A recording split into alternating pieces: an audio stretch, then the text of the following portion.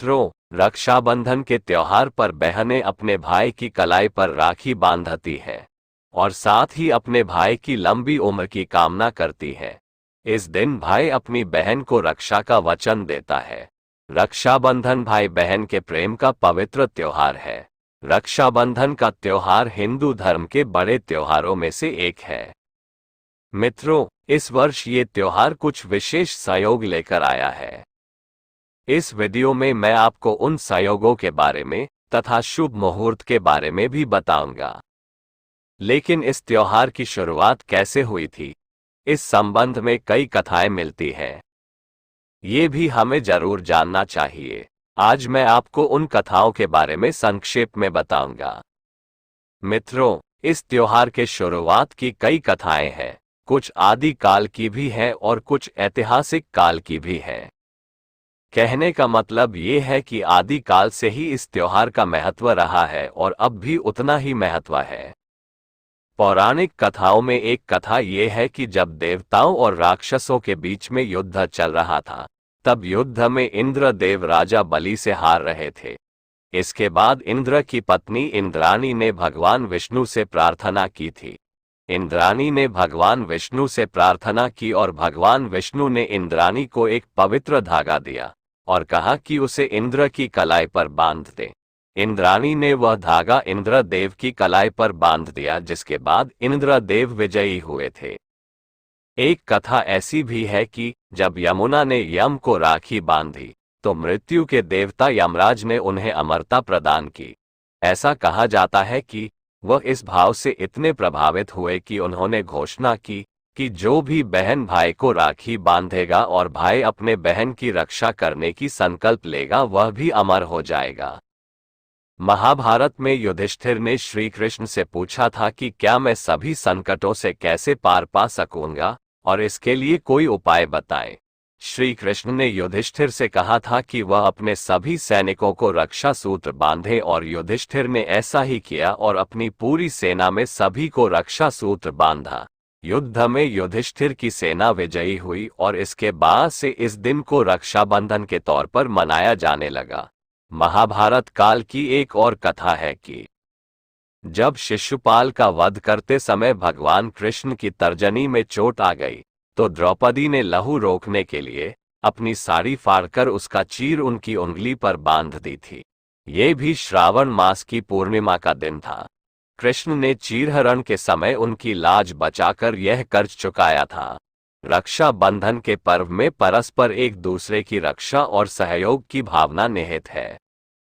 लोक कहानियों के अनुसार सिकंदर का भारत में पुरु से जब सामना हुआ था तो उस समय युद्ध में सिकंदर पराजित हुआ था और कहा जाता है कि उस समय सिकंदर की पत्नी ने उनकी जान बख्शने के लिए राजा पुरु को राखी भेजी थी, जिसके बाद पुरु सिकंदर पर हाथ नहीं उठा सके और उन्हें बंदी बना लिया गया था। हालांकि सिकंदर ने पुरु को राज्य वापस लौटा दिया था। इतिहास में राखी के महत्व के अनेक उल्लेख मिलते हैं। मेवाड़ की महारानी कर्मावती ने मुगल राजा हुमायूं को राखी भेजकर रक्षा याचना की थी।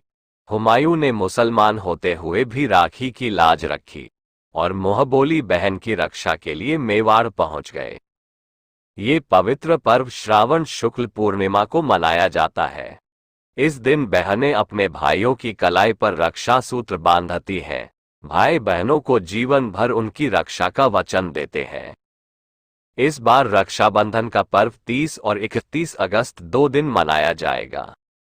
भद्रा होने की वजह से 30 अगस्त की रात या 31 अगस्त की सुबह मनाना ही उचित होगा। 30 अगस्त को पूर्णिमा तिथि के साथ ही भद्रा काल आरंभ हो जाएगा। शास्त्रों में भद्रा काल में श्रावणी पर्व मनाना निषेध माना गया है। 30 अगस्त को भद्रा काल रात 09:02 तक रहेगा।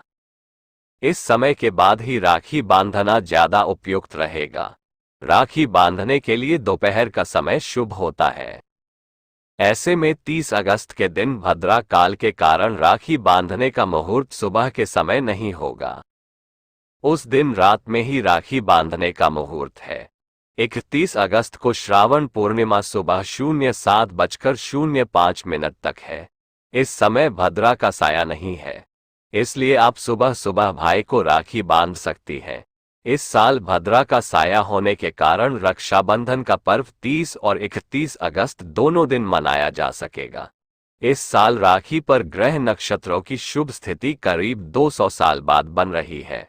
राखी पर बनने वाली ग्रहों की चाल कई राशि के जातकों के लिए बेहद लाभकारी रहने वाली है। साल 2023 में शनि व गुरु दोनों ही अपनी स्वराशि में वक्री अवस्था में रक्षाबंधन के दिन विराजमान रहेंगे।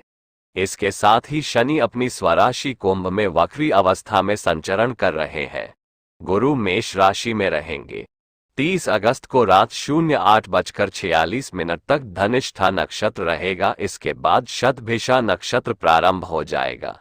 शनि शतभिषा नक्षत्र के पहले चरण में प्रवेश कर चुके हैं। वक्री बुध और सूर्य सिंह राशि में विराजमान है। कुंभ राशि, सिंह राशि और मेष राशि वालों के लिए इस साल का रक्षाबंधन का त्योहार बहुत शुभ फलदायी होने वाला है। मित्रों, आशा है कि दी गई जानकारी के अनुसार आप अपने कार्यक्रम की योजना बनाकर सफलता प्राप्त करेंगे और जीवन में खुशहाल रहेंगे। आपका जीवन खुशियों से भरा रहे, इसी शुभकामना के साथ आपसे विदा लेते हैं। हम मिलेंगे एक नई वीडियो में नई जानकारी के साथ।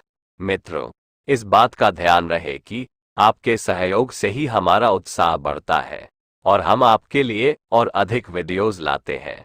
मित्रों, आप अपना प्यार वीडियो को लाइक, शेयर, चैनल को सब्सक्राइब कर और सुपर थैंक्स बटन दबाकर दे सकते हैं। वीडियो देखने के लिए धन्यवाद। नमस्कार। वंदे मातरम। हर हर भोले।